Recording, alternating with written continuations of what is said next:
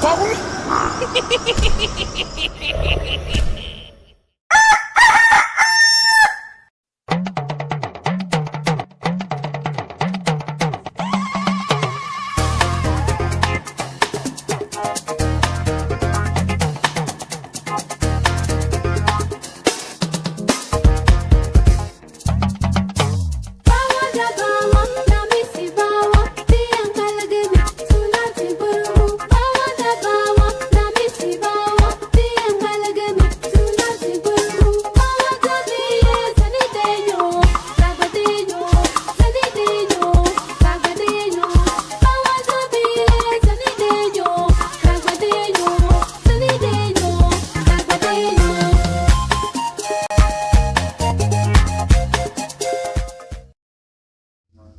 The Lord is our shepherd, I shall not want. Him make it I lie down in a green pastures. Him leadeth I beside still water. Them. Him restoreth I soul. Him leadeth I another part of righteousness for him name's sake. Yea! Though I rasta go walk through the valley of the shadow of death, I can't fear no evil, for thy rod and thy staff, them comforted I and I. Uno prepare at a table before I in the presence of our enemy them. Uno anointed I head with uno oil, make up runneth over. Surely goodness and mercy. I go follow I all the days of I Ivan. Me I go dwell in the house of the Lord God. Kadama we groma bea tela e higzag beer tanaista lina bashante shante shante shante shante. Kadama we groma bea tela e. This is the Black Pot aka Kukushonamo, where we speak truth to power. And my name,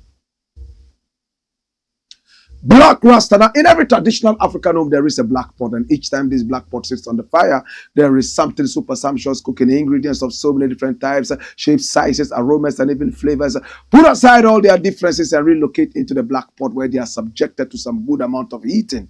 In the aftermath, they produce food that they do not ironically partake in eating and enjoying, but it is us who do, the eaters. Yet every time, the black pot and the ingredients will rise to the occasion and produce food. Oh yes. What lesson can we derive from this? A lesson of selflessness, a lesson of sacrifice, a lesson of generational thinking. In a nation that doesn't have any of these wonderful ingredients is not befitting of being called a nation. Is an empty box. It's the Black Pot, aka Kukushonamo, where we speak truth to power, and we're beginning late because of some technical difficulties we experienced. Now YouTube is having issues left, right, and center, and we were trying to resolve that.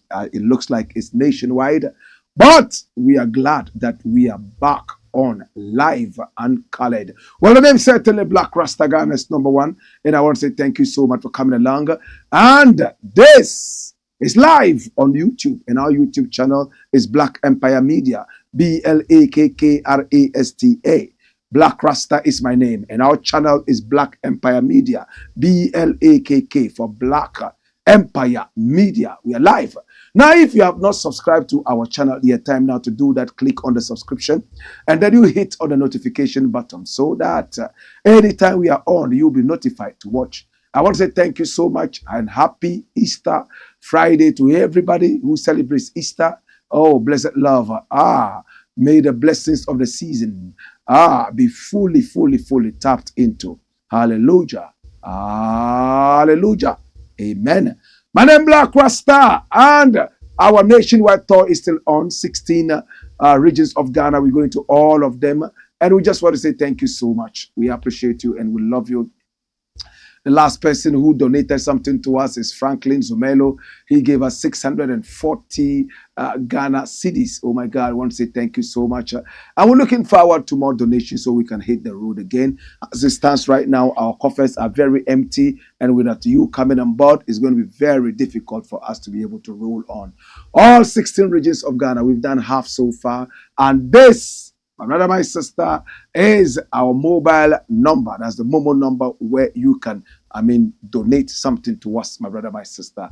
That is it. And you can also send it to our bank account.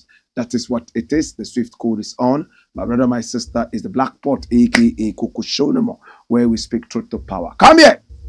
Now, today we have 4 very important things to look at, and we're going to be quick and brief as possible. Number 1, my youth, watch it. Now, the very first story we are looking at today is NAPO goofed over DUMSOR timetable. And this is ATTA AKYEA talking. Now, who is ATTA AKYEA? ATTA AKYEA is a stalwart of the NPP. He's a renowned lawyer. Many people respect him. And he is a member of the NPP and a member of parliament as well. I think for Subin somewhere. This is ATTA AKYEA, Sakura-headed ATTA AKYEA. He is not happy with a fellow member of his party, not just a member, but the Minister of Energy, NAPO. Why is he not happy? This is NAPO. For some time now, he has exhibited so much arrogance. And when they get power, they become drunk with it. And they speak anyhow to the same people they were begging to put them into power. Now, let's not prejudice this. Let's look at exactly why ATTA AKYEA is not happy with a fellow member of his party. Electricity has no party colors. ATTA AKYEA condemns NAPO over DUMSOR timetable comment. Run it, my youth. Watch this. What is the story saying? It says the chairperson of the Parliament's Committee on Mines and Energy, Samuel ATTA AKYEA, has joined calls for the Electricity Company of Ghana, ECG, to release a load shedding timetable amidst the current power crisis. Now, according to the Ebuakwa South MP, it is rather unfortunate that the Minister for Energy, Matthew Opoku Prempeh, believes the contrary, having sought to politicize the calls. I'm going to take that sentence again. According to the Ebuakwa South MP, it is rather unfortunate that the Minister for Energy, Matthew Opoku Prempeh, believes the contrary, having sought to politicize the calls. Okay. So that's unfortunate because we need a timetable. You see, today electricity generation has no party colors. I want to stress that because at the end of the day, if you are an NPP, you consume electricity, and if you are an NDC, you also consume electricity. So it is only professional to say we are having challenges, but because of the hard fact that we don't want to inconvenience you unduly, this is the plan. You can enjoy electricity at this time. That's it. Now, this is what ATTA AKYEA is saying. NAPO was asked a few days back, the Minister of Energy, if there was the need to come out with the power supply, the AKA, the DUMSOR timetable, to tell us when the power is going to go off and when it's not going to go off, like it happened in other regimes. But he arrogantly said there was no timetable, and whoever wants a timetable should go and build his own timetable. Meanwhile, the power erratically is supplied. Off and on within an hour. Power can go off for like 4 times, 5 times within 2 hours and even more. Gadgets are breaking down, including the gadgets of the overlord of the Ashanti kingdom. I'm talking about Otumfuo himself. And he's complained about it. My brother, my sister, it is so unassuming of us as a people to sit back so quietly and watch these people turn off our power on and off, breaking our gadgets. Yet we all seem to be quietly watching them. And when we come forward to ask them for a timetable so we can protect our gadgets and do whatever we need to do, they get angry and tell us to go build our own. It is sad. Very arrogantly. Come here. NAPO spoke to the journalists with no respect. Go and build your own timetable. And it's unfortunate. Many people have condemned this. NAPO hasn't come out to apologize. And this is what they do. They are so arrogant. Mr. President hardly apologizes. His vice president hardly apologizes. No member of this power-drunk NPP government is ready to apologize. It looks like they have eaten enough. They want time off in opposition to be able to enjoy the booty they have looted. That's what it looks like. They don't care what happens to the presidency anymore. My brother, my sister, ATTA AKYEA has spoken. Devoid of all political stands, all political affiliations. My brother, my sister, he is saying that NAPO has goofed. NAPO shouldn't have spoken like that. As the Minister of Energy, he should have spoken more sensibly. He should have tolerated whoever was asking him these questions. After all, electricity generation has no political powers. That question could have been coming from an NPP person or otherwise. So treat everybody with respect and don't try to politicize it. I think he's spoken sense. Come here, my youth, and bring me the next topic. Now, the next one we are looking at is also interesting, and I need you to open your ears and listen. Mrs. John KUMAH for EJISU NP slot. Her husband was John KUMAH. He died a couple of weeks ago. Many people suspected poisoning, but they came out and said no. The 45-year-old died of natural causes. He actually was suffering from a cancer. Some prophets said they had prophesied that he was going to die and that his own party people were those responsible for this. A journalist, very popular in our media landscape, suspected poisoning weeks before the man died, and he put it out that the man had been poisoned. They are in court trying to sort it out because the family said there was no poisoning, but the journalist stands on his 2 feet and still says that there was poisoning. Now, the party in power is very, very much embarrassed that some people might have poisoned this guy just because they wanted some political favor. Push him out so they will get the favor that this man was enjoying.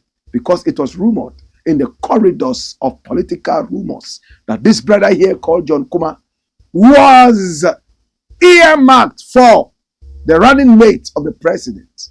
And some people didn't like the idea. He hadn't joined the party for too long. Why should he be benefiting so much in a geometrical acceleration? Now watch this. John KUMAH is dead. He's not been buried yet. His wife has been talking in the media left, right, and center, debunking things. And she's an apostle of God. She's called Apostle Lillian KUMAH. I know where her church is. It used to be a small thing. Yeah, they made some money and decided to increase it and make it a bigger church. Well, to God be the glory. She's mourning, but she's been busy on radio and TV talking about her husband and how the husband was not poisoned and so on and so forth, fighting some so-called distractors. My brother, my sister. Now, it is rumored around that this woman is going to stand in the shoes of her husband. The husband was the MP for EJISU in the Ashanti region, the powerful historical city of EJISU, where Yaa Asantewaa herself came from. And she has a statue right there in the middle of the town. Oh gosh. Now the lady here, Lillian KUMAH, apostle, is earmarked to stand in the shoes of her husband. Not just stand in the shoes. She's not going to be competing. She's going to go unopposed. That is what is being said. This is not the first time a man dies and then they bring in the wife to stand in. And it's always been the men who die.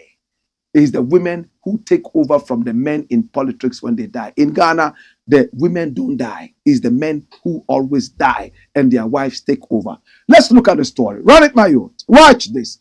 What Oforiatta said about John KUMAH's wife running unopposed for a EJISU seat. Run it, my youth. And Oforiatta was the finance minister. Now he's not. No, he's not. Come here, my youth. Come here. Watch this. Hey! The former Minister of Finance, Ken Oforiatta, has reacted to calls by a section of the public suggesting that Lillian, the wife of the late John KUMAH, should be allowed to run for the EJISU seat unopposed. Now, in responding to the claims, Oforiatta noted that he cannot explicitly state his position on the matter because it is a decision that has to be taken by the leaders of the new Patriotic Party in collaboration with the President Nana Addo Dankwa Akufo-Addo. He indicated that the general public should wait patiently for the decision regarding the contest and welcome it peacefully to avoid any chaotic situation as the party prepares for the 2024 general elections. It hurts me, my brother. We all saw how Susanna Alassane took over from her husband when the husband died. And this same party pushed her into the slot unopposed. She went in and she won it. I remember how the opposition in parliament called her a bloody widow, and so on and so forth. And some of us came out and condemned that statement. Somebody mourning the husband and you call her a bloody widow, as if she was the one who killed the husband in order to take over the position. In fact, there was another case which I cannot remember immediately, where a man in parliament died and the wife was pushed by the same party in power to take over the seat. Now, the only one probably which everybody's eye is on right now is John KUMAH. John KUMAH's wife has been speaking, defending this party. Many people have said that she's always had her eyes on her husband's seat. That one day the husband will rise into the echelons of power and she will sneak into the MPship. Because if the husband had been picked up as the running mate for Vice President Mahmoud Bawumia, certainly he couldn't be an MP anymore. And therefore, she was earmarked by her husband and some other people probably to take over the EJISU seat. Before the husband died, he had won the primaries hands down at EJISU. Some people opposed him and said that he was an extortionist, but a majority of the people loved him and voted for him, and he won it hands down. Now hear this interesting thing. Now that the husband is gone, many people would have thought that Lilian Kumah would be busily mourning and forget about any post and anything. Prophet Nigel Gacy, who was a very close friend to the family, as the wife said, I'm talking about Lilian Kumah, apostle, has always had her eyes on the EJISU seat that her husband was on. And he said it in an interview that she wanted to be an MP. Interesting. Now Lilian is sitting somewhere. Yesterday, she was so much crying. The president turned 80, and at John KUMAH's house, they sang a happy birthday song to the president. At a funeral, people who are mourning, president goes there and happy birthday to you, happy birthday to you, in a house that is supposed to be mourning. Many people didn't take kindly to that. But many others said, well, you can't mourn forever. Though the man has not been buried yet, people should still have fun. Is that the reason Lilian probably is trying to put away her husband's death and ride onto the horse of power for the EJISU slot? Is that the reason? Could that be the reason? Many people have also said that the woman is not showing enough. Enough. And I use the word enough empathy for her husband's demise. Many people think she's getting over it too early and too quickly and looking forward to becoming an MP in the shoes of her husband. What do you think? Come here. What do I think? Of course, this is what I think. If it is almost automatic that when a man dies in the NPP, the wife quickly takes over, then I can foresee more deaths for men in parliament. These days, because of the economic issues we have, domestic issues are also increasing. So any man who has a problem with the wife, it's just a matter of dropping a liquid into his food. And then he goes, and automatically she takes over the seat. My brother, there are so many ambitious women everywhere you go and in every country. Many are ready to kill their husbands in order to take over their seats.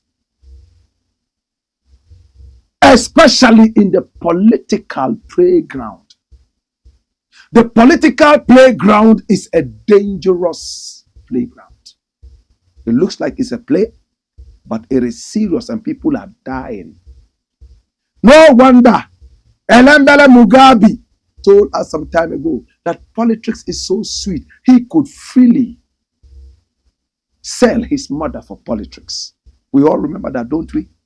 My brother, is Lillian KUMAH going to accept to run unopposed in place of her husband? What is the family thinking? What is the family saying? Is she mourning enough? Do we have the right to decide who mourns enough and how somebody should mourn anyway? It's the Blakk pot. And the finance minister, the former one, says that the party will meet and decide who should take over from the seat of John KUMAH. Come here, my youth. As it stands, it doesn't look like we're going to have a by-election because the sitting MP is gone. It looks like the MPP will let it slide. After all, E-levy is already gone. That is gone and that is gone. Maybe there will be by-elections quickly so that they get somebody for sympathy votes. It's no more about brains. It's no more about who can do the work. It's just about who has lost the husband. Write it down. In Ghanaian politics right now, it's not about who can do the work of a real MP. It's about who has lost the husband. Did you get it? In Ghanaian politics today, it is not about who can do the real work of an MP. It is about who has lost the husband being the next MP. Hallelujah. Dash it away. When we come back, we got more. And we'll be taking your messages as well. It's the Blakk pot, aka Kukushodemo. And here we speak truth to power. Hey! Wayo!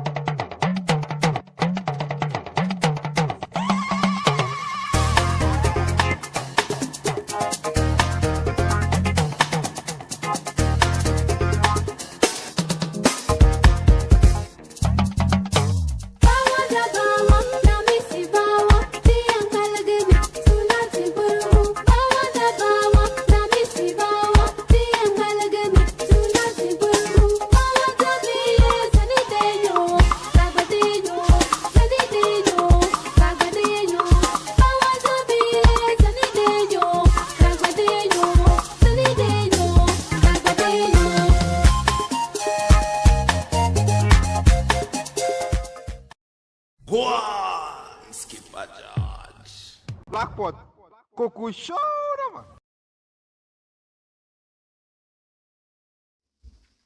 It's the Blakk pot, aka Kukushodemo, and here we speak truth to power. Right? Next story, my youth. NPP does not need non-Ashanti votes. Wow. I thought politics was a game of numbers. A game that is played when people are dying because of this dirty game. Politics is supposed to be serious humanitarian considerations and not a game. It's not a playground. Well, there's somebody here who says MPP does not need non-Ashanti votes. Woo! Is it true? Hi! Is it true? Or is it fake news? Who is this woman? She's supposed to be the chief staffer, right? FREMA OPARE, right? This was the woman who went to the house of, what's her name? Yeah, the lady. Ajua Safo. Yes, Ajua Safo.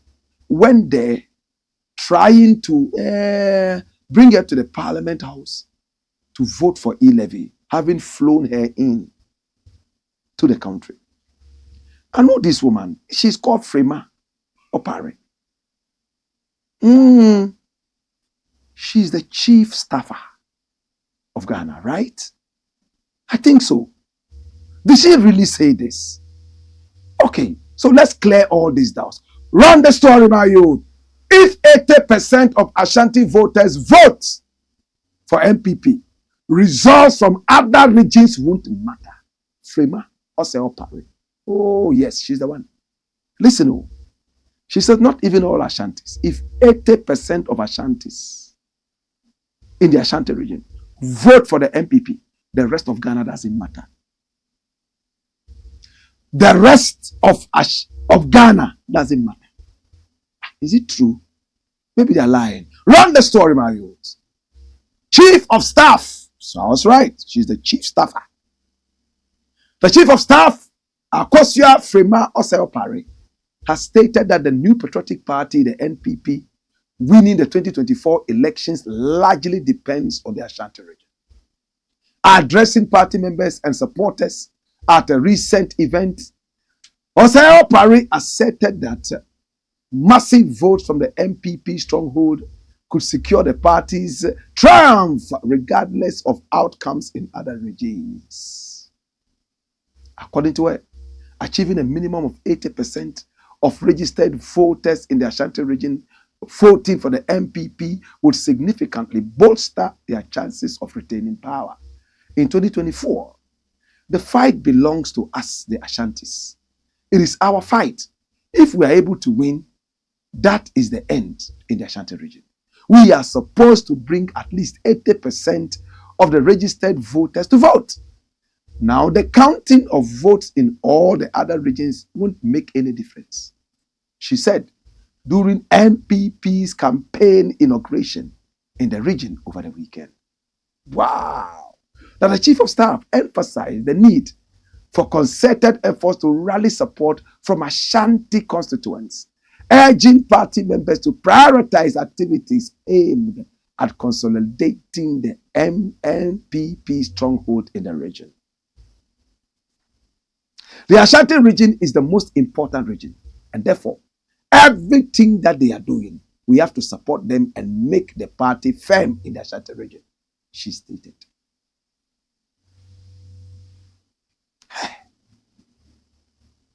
Matiana, Mame, Fefe. If this was Peace FM or Dum FM, that's what they would say. Or say, elections are now about to a kotono. Na MPP Frankano, here say Obia Betuama party no. This Asantifo nkwan. Na Asantifo eyi do 8. She say 80%. Etuma MPP. Enfa hu say Ghana fo nyina ntuama NPP. Ombedinku. Kai. So this is the woman who is being earmarked for vice president. Look at the thinking.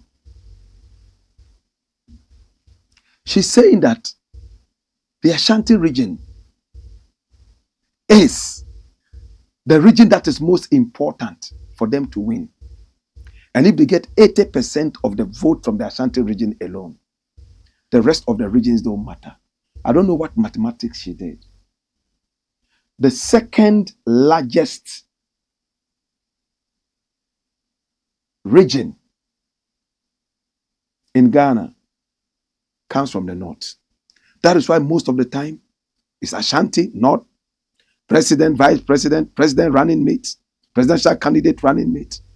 So if you say that you are going for the Ashanti votes alone, even 80%, it means that the Ashantis have more than 50% of all the votes in Ghana.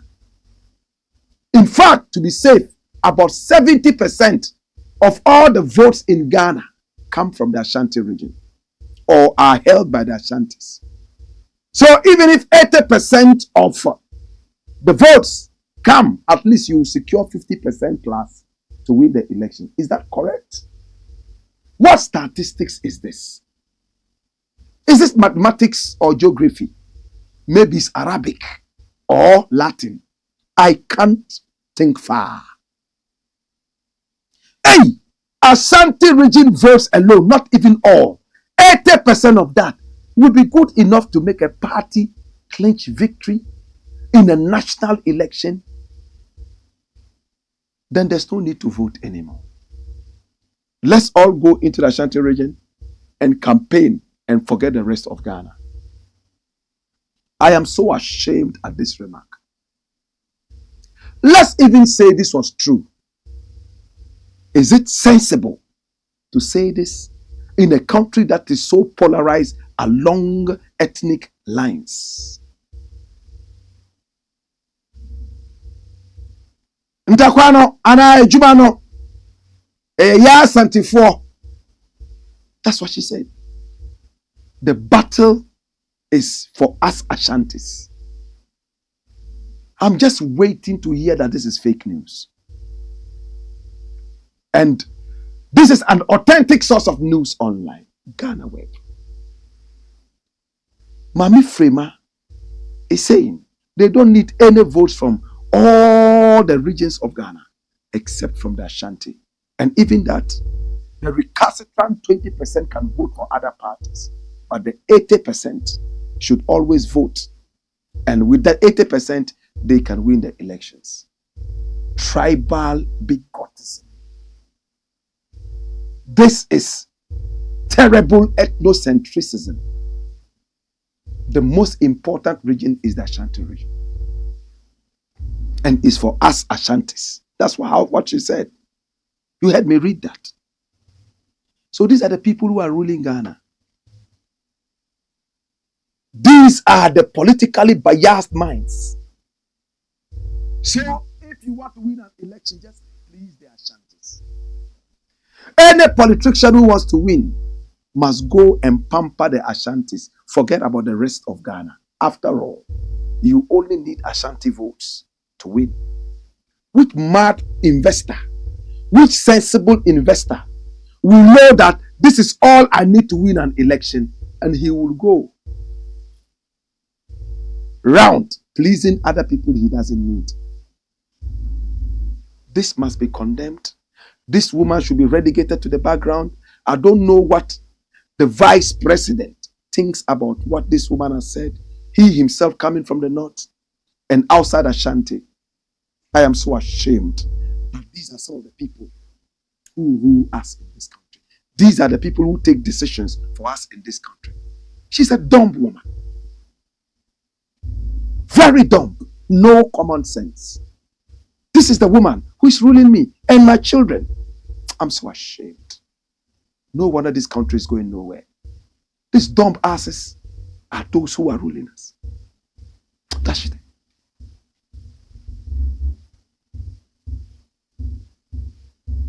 When we return, we shall read your messages. Hey! Wayo!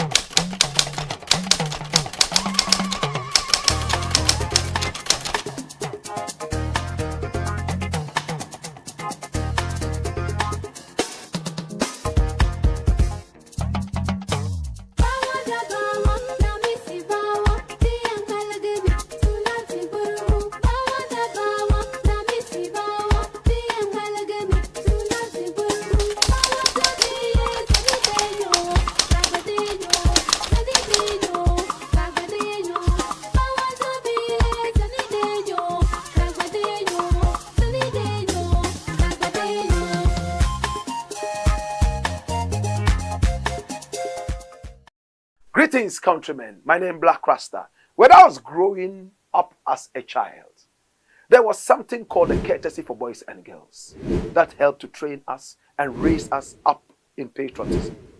But today, a lot of this patriotism has been lost.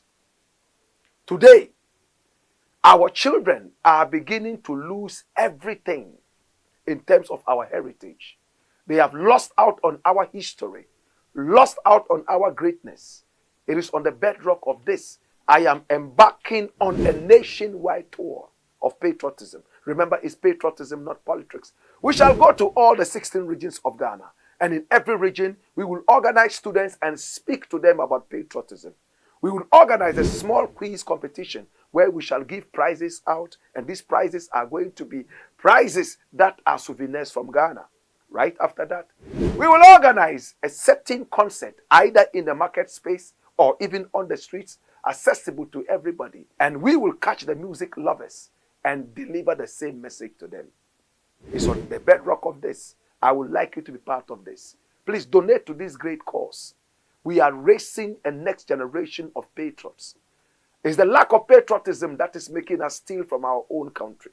It's the lack of patriotism that makes us feel like when we steal from the government, we are stealing from space.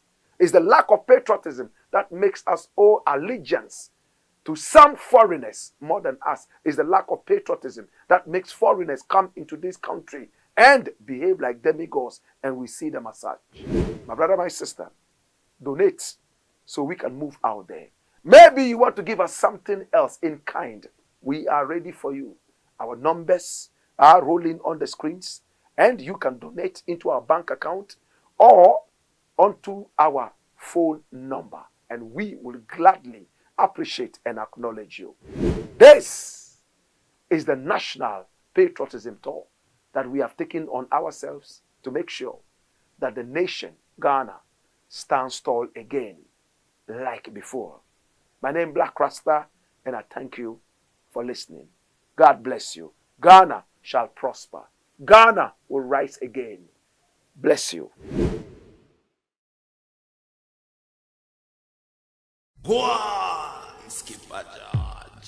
Blackpot, Coco Show, man.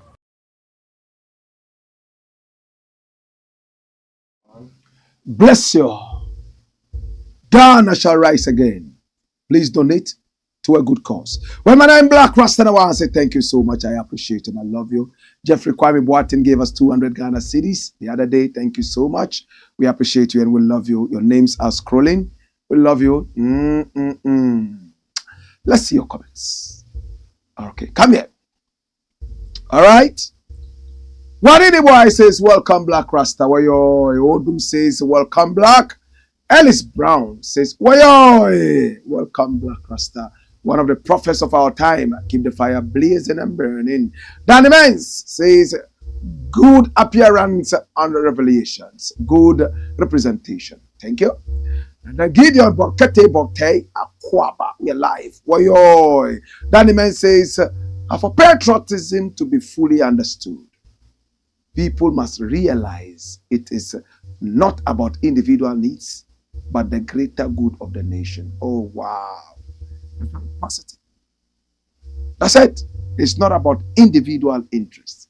It's about the bigger picture, as we keep saying.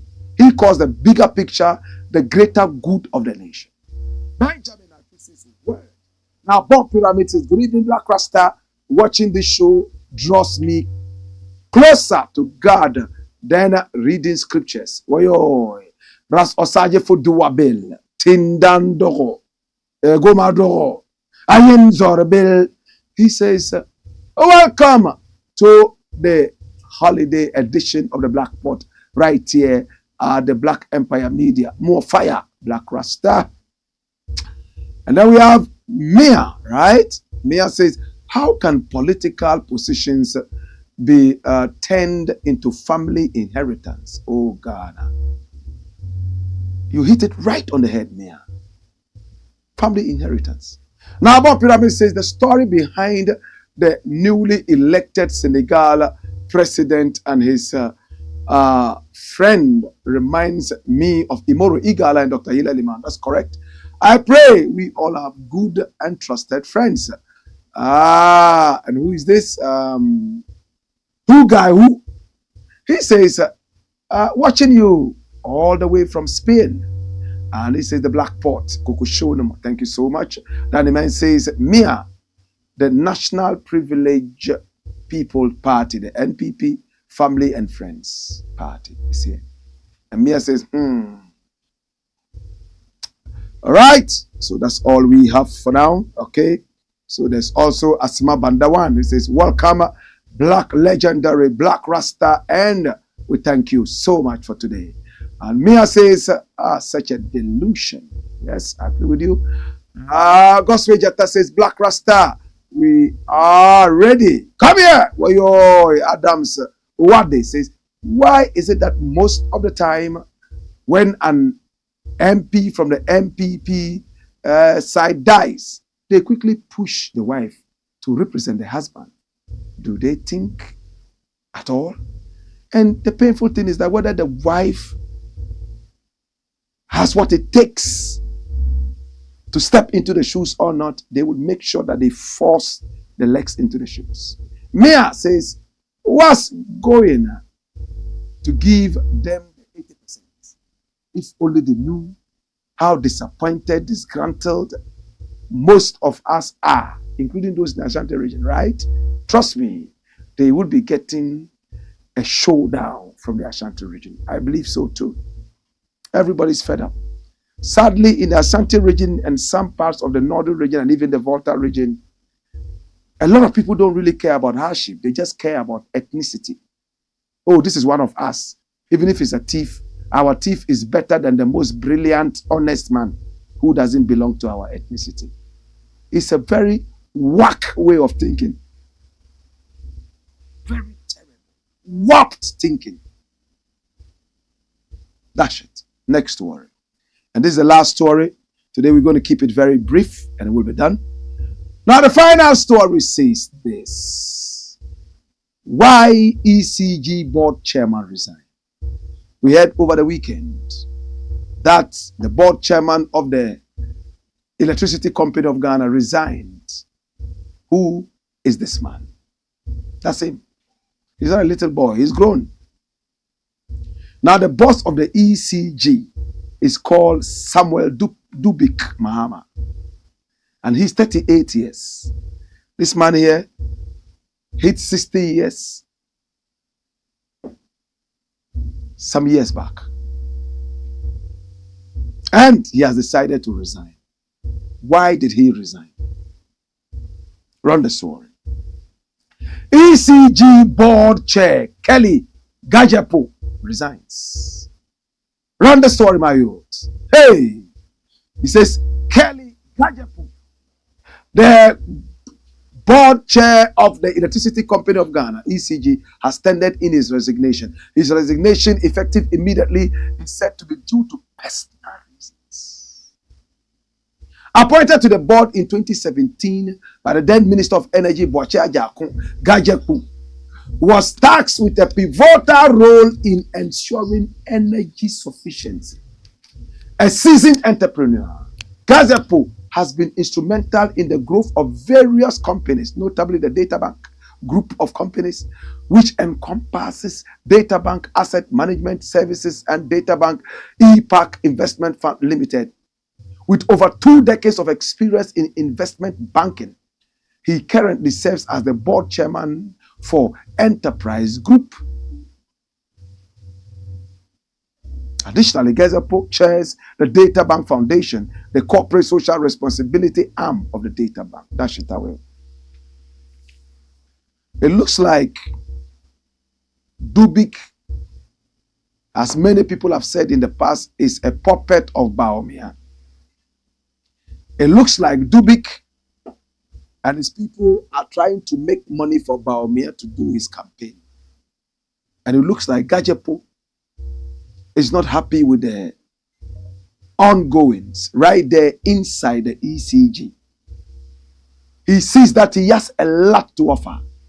Yet, some people are sitting, drawing him back because they probably want to make money to push a certain campaign for Bawumia.